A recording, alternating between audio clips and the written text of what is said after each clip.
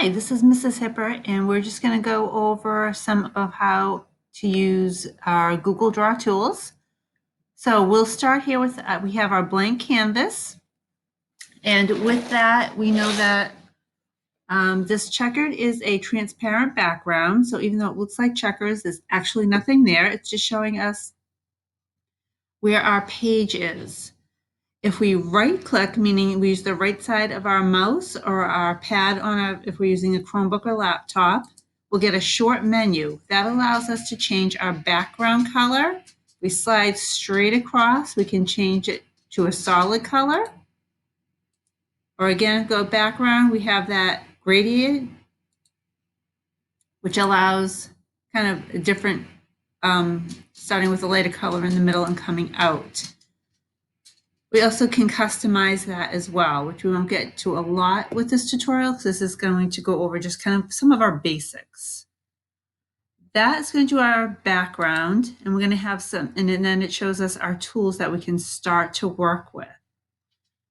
We'll start with our text tool, which is right here with a T for text. If I click on the tool, you can see it's darkened. That means we're ready to work with it. I click on my page, I can start typing. This is a coding term, hello world. If I try to change things right now, like if I wanted to change the color of the text, I use my A for text color. You're gonna see if I change it to, say we'll do this dark purple. Nothing happened because right now I have nothing selected. It's going to change anything going forward, but it's not going to change anything previous unless I go back and highlight what I was on. Oh, having a hard time highlighting here with this.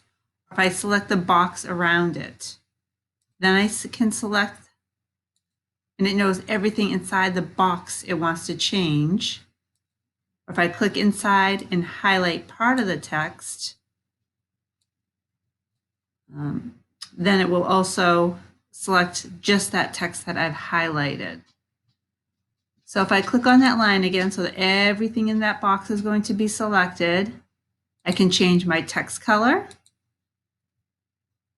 Right here, the number is also our font or text size. I can make that larger. The bigger the number, the bigger the size. Or the smaller the number, the smaller the size. Let's get that someplace in the middle here. Right here, this is our font style.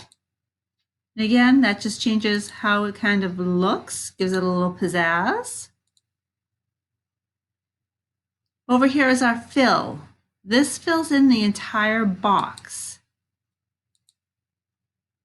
If I want to drag my box down to cover that, because I think I dropped that up with a space.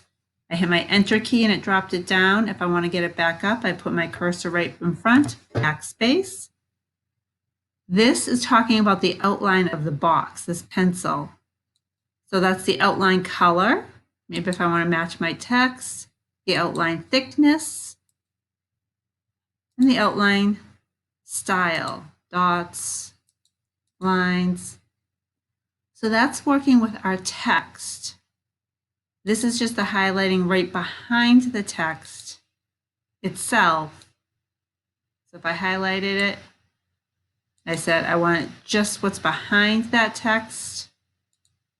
It's going to change just what's behind that text. And again, highlighting, I wanted to change just part of that text to dark now, so that popped up. We can change part of the text. The next thing is our shapes, which is right over here. They look like shapes on the icon bar. I come down, I can pick my shape. Maybe I want a circle. I hold down on the left mouse button, drag that out. Once that shape is selected, and remember it has to be selected to get the bar up here. If I click off of it, my options go away. I have to click right on that to get that. I can again change my color, change my outline color and the thickness. for that. And if I wanted to type inside of it, I could double click. I can type inside of my shape as well, almost like a text box. I have line tools over here. I can make lines. Again, different types of lines. I can make those as arrows. I can make it scribbly so it doesn't have to always be straight. And if I want it to come down and I keep going like this, I'm like, I'm trying to just select this, but it keeps making lines. You want to come back to your select tool, this arrow here. If I want to get rid of these, I click on that line and I just click delete on my keyboard. If I want to get rid of some of these lines, click on the line, delete on my keyboard. Click on the line, so it's selected, click delete on my keyboard.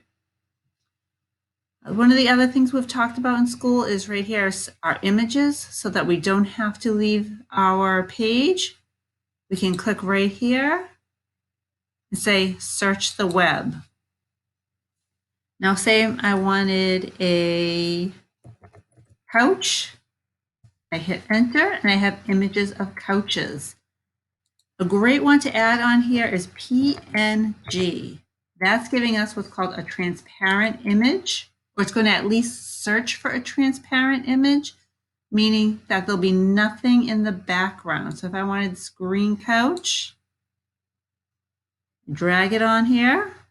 You're going to see that if I put it near any of my other things, I can see my other objects around it. Whereas some of these are going to have white space around it. So if I added this couch on here, it's not fully a PNG image or a transparent image. So when I try to merge it with my page, it has its own background there, so it doesn't blend into my image as well as this one does down here. So I'm going to click on that image and delete out that couch. You can scroll down and see if any of these other ones this one's cute too, come in. Maybe it's kitty cornered. But again, drag them in. If you comes up here and you have a red bar that says it's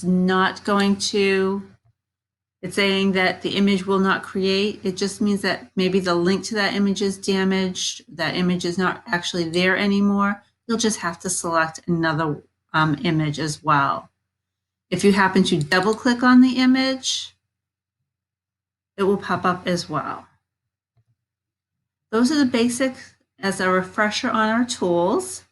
If you have any other questions, feel free to email me as well. I'll be more than happy to answer your questions.